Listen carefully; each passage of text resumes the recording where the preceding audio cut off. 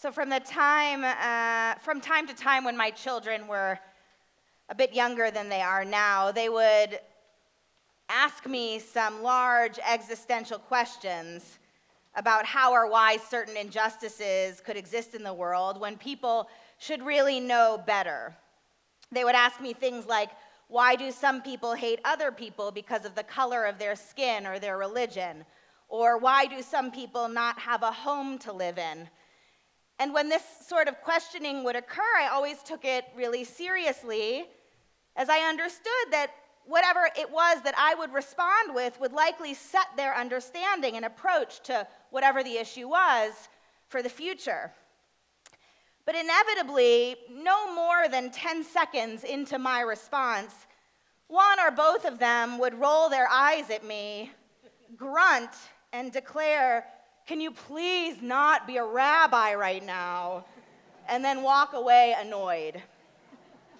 I'm not sure if this is something that happens to other parents or not. I hope it does for commiseration's sake, but either way, if you've experienced this before, I'm sorry. And let's set aside for a moment my complete inability to simply remember that in episodes such as this, I should just keep my mouth shut. I was really not capable of doing that.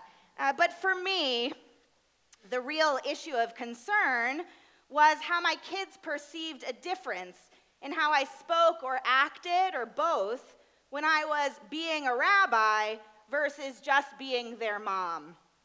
As if there were different me's, the rabbi me and the mom me. And then I started to wonder, how many me's are there?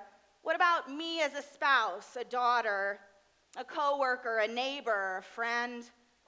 What about me on hold with the cable company? Versus me when I volunteer down at Fourth Presbyterian Church. Are any of them any less of me or more of me than any of the others? And either way, am I not equally responsible for all of them? Consider this for yourself for a moment. How many versions of you are there? And how consistent are they with each other? Is the person you are on your best day similar to or different from the person you are on your worst? Do the versions of you vary in action and, more importantly, in character, depending on the environment or circumstance? If you were faced with all of the different yous, would you like them all? Would you be comfortable inviting them into your home? Would you want to sit at dinner with them? So enter this week's Torah portion, Terumah, in which God instructs the Israelites on how to build the tabernacle, the place that would come to serve as the dwelling place for God, along with all of the accessories that were to go in it. Placed in the very center of this tabernacle was to be the Holy Ark, and this would contain the tablets of the Ten Commandments, the physical and symbolic emblem for the Jewish moral compass. And of note is that the instructions for how the ark was to be built, a real key idea comes forward. The Torah teaches that this ark must be overlaid with pure gold, both inside and outside. So think about this for a minute. Gold on the outside makes a lot of sense, right? Everyone sees the outside of this ark, and since we know that what's on the inside is immensely precious, it makes sense that the outside, the visible part, should appear equally precious. But why gold on the inside? No one was to see the inside of the ark. Raise your hand if you ever saw Raiders of the Lost Ark. Remember what happened to that guy's face when he opened up the ark? No one is supposed to look in that thing. Seriously, it's a big no-no. So why did there need to be gold inside?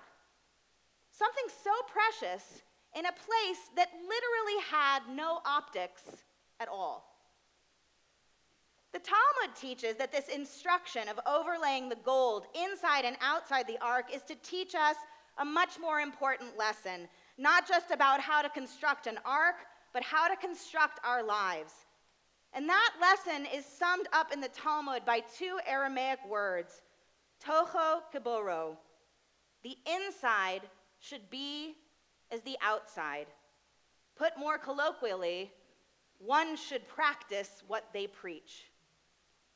So even though no one actually sees the inside, because the inside is inside after all, it still needs to correspond to the outside for things to be aligned, for it to just be one.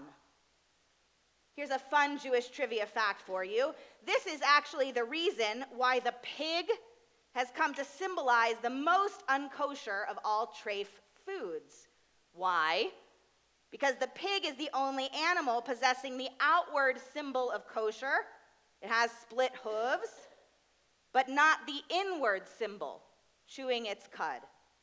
The pig is kosher on the outside, but far from kosher on the inside.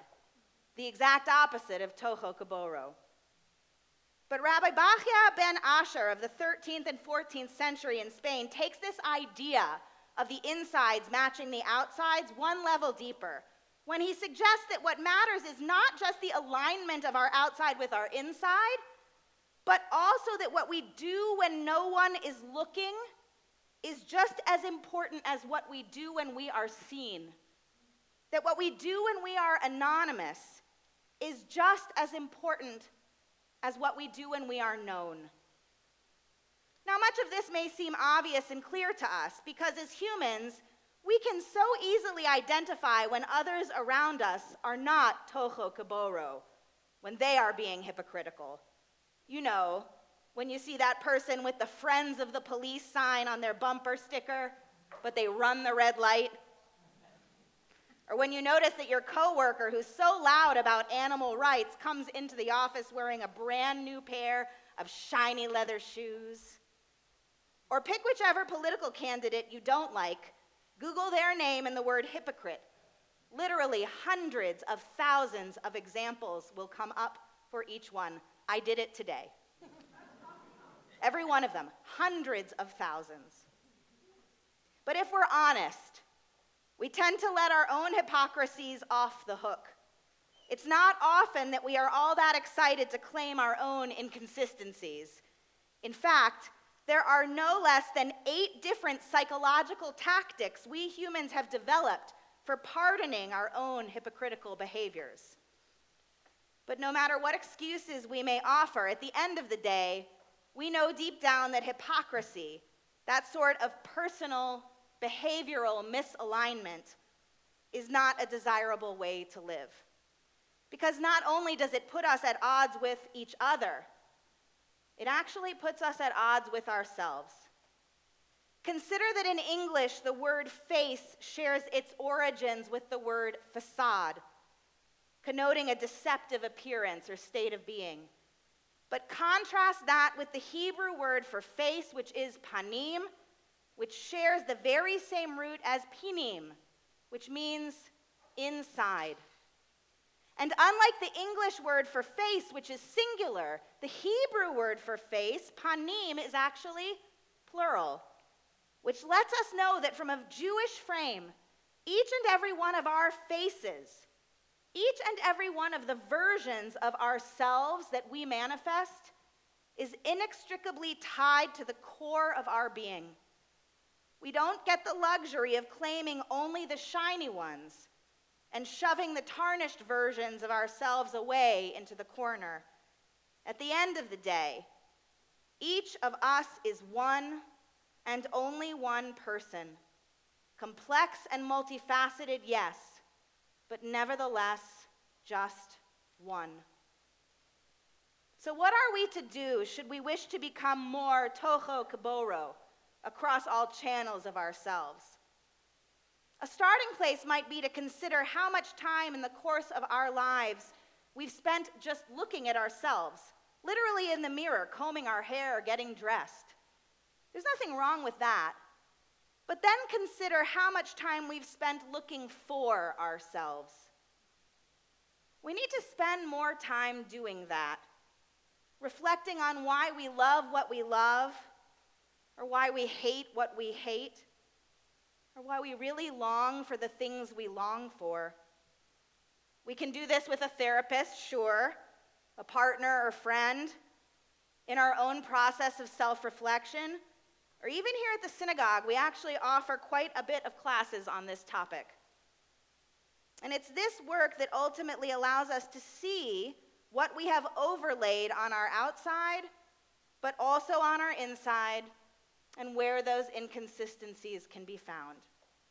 And it's then that we can dig deeper into those places of misalignment. And here's the key. In doing that, we can claim those versions of ourselves that we otherwise blind ourselves to, bringing them back into who we are.